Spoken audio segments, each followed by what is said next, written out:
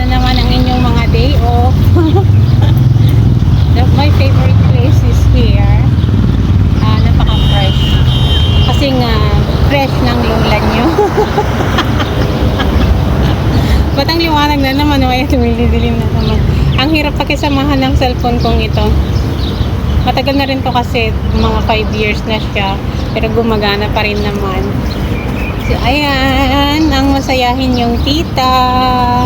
Maging masaya lang tayo, mga kananay, kahit wala tayong kape-kapera. Ang importante is healthy tayo at nagising tayong ayan, health and beautiful with a heart. Diba? Diba mga kananay, ganun lang yun. So kanina parang ano siya, hindi siya malamig ngayon. Kahit mga suot ko dalawa, hindi ganito lang ang kinuha ko, pero sa hapon siguro ano na naman, sobrang ginaw na naman. Kaya ano na lang ako, sa loob na lang ako dadaan, hindi ako mangangalsada. So ayan, model-model lang ang inyong tita. Wala naman tayong magawa guys. Maraming tao doon. Pero heto, alagaan natin ang ating sarili para sa ating pamilya. Syempre, pag hindi natin inalagaan yung sarili natin, hindi tayo nakakapag work. Wala tayong lakas. Kaya health, alagaan, kasi yan ang ating kayamanan. Ay, basta pala dito. Ang hirap pa naman maglaba ng puting sapatos. Ipasok ko lahat sa washing machine. So ayun guys, ilang araw na lang ay Ramadan na. At ayan, ang araw ng kahirapan ng mga kapwa ko OFW. Ayaw, anong sabi nila? Araw daw ng eye bag, black eye, ganyan. Pero thanks God naman. Kasi sa akin, sa okasyon lang talaga sa bahay ako talagang nahihirapan. Sa awa ng Diyos, sa tagal ko na rin na hindi ko pa naman naranasan yung gano'n. Sana bigyan ng Diyos ng lakas yung mga kababayan na medyo maano ang kanilang mga amo. Kasi mahirap talaga yun.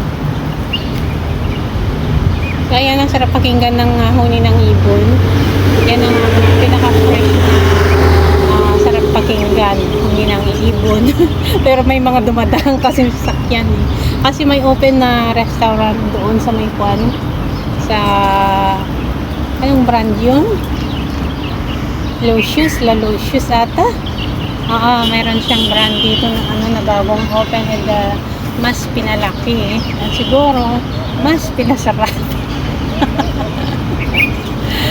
Ay, Diyos ko, ilang tulog na lang ay Ramadan na mga kananay. Kaya ingat tayo sa ating mga health. Matulog na ngayon, mag-rest na ngayon pag Ramadan. Naku. At saka alam nyo ba guys, itong February ito sobrang lamig. Hindi siya umiinit, malamig siya talaga, makulimlim, ganyan. Buti na nga lang ngayon may sun eh.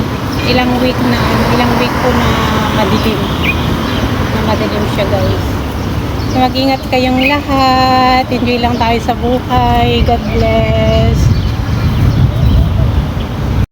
Yung mga dyan, yung mga matatapang dyan pag Ramadan, labas na kayo dyan. Ako hindi ako matapang sa Ramadan. Kasi sa bahay, hindi sila yung parang nagpapasting din sila, pero pag kumain na sila ng alas 12 ganyan or sa gabi, ganyan naman mga alas 4, hindi na nila ako kailangan, isang disis lang nila ako kailangan yung talagang iftar. Pero pag may okasyon na, ayan, bumawi na sila. Ang daming bisita guys, tapos ang daming loto-loto, handa-handa, ganyan. Pero sabi ko naman, kaya yan. Ang importante, malakas tayo, healthy tayo. Kasi pag kahit naman na walang masyadong trabaho, kung unhealthy ka naman, ganun. Ang trabaho kasi is walang madaling trabaho, hindi madaling maghanap buhay. Kaya yan ang lagi kong iniisip tuwing may party or may okasyon sa bahay. Tuwing Ramadan lang naman yung isang buwan na yun. Isang buwan lang yan guys. Isang buwan na pagsasuffer ng mga Muchacha. Isang buwan na eye bags. Kung ano-ano na naman siguro yung iniidit ng mga kababayan na itsura ng itsura ng mga kababayan sa nakakaranas sa sa Ramadan.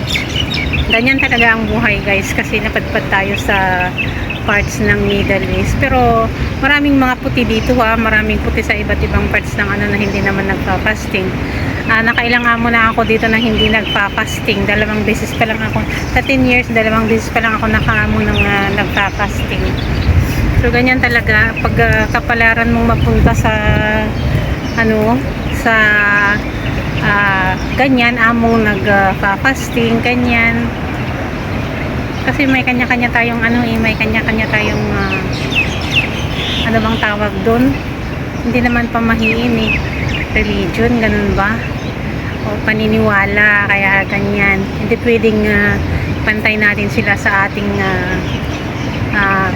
kagaya ng buhay. Kasi hindi naman tayo pare-parehas lahat. So ayan, buti na nga lang, Diyos ko, sana ganito na hanggang hapon. Ano lang naman po ang dala ko. Wala akong dalang makapal. Pati mga damit ko kahit 2 lang, pero hindi sila yung kakapalan na pang winter talaga. Kasi mainit kanina sa bahay, hindi ko binuksan yung AC kasi habang ako. Pinansya ko lang kaunti ang buhok ko, kaya nakaramdam ako ng init. So, hindi na ako nakapagdala pa ng malamig. So ayan guys, ganun lang mga kananay, ganun lang ang ating gawin. Magiging palaban tayo sa Ramadan. Pag tayong malongkot, 1 buwan lang yan, diba, sa 1 year, 11 months na walang Ramadan. So, 1 month lang na may Ramadan. Kaya, tiyaga-tiyaga sa mga kapwa OFW. Sabi nga nila, ganyan ang buhay. Wala. Ano ba yan? So, nandito ako, guys. Ayan. May pinuntahan ako. Dumaan lang ako dito. Galing na ako sa pinuntahan ko, guys. Maaga kasi ako pinalabas ngayon kasi sabi ni amo kong babae kanina, mag-order daw siya ng breakfast nila. Kasi noong Huwebes pa talaga sana aalis si boss ko na lalaki. Yun nga lang. Ewan ko ba bakit nakipending yung flight niya. Pupunta siya sa base nila sa Dubai. May base na kasi sila doon. So, ang main base nila is sa lugar nila. And then, ito yung pinakamatagal nilang branch dito sa lugar kung saan ako. So, ayan, kaya ilang beses na ako nagluluto ng kung ano yung niluluto kong pagkain ng aking alagang binata.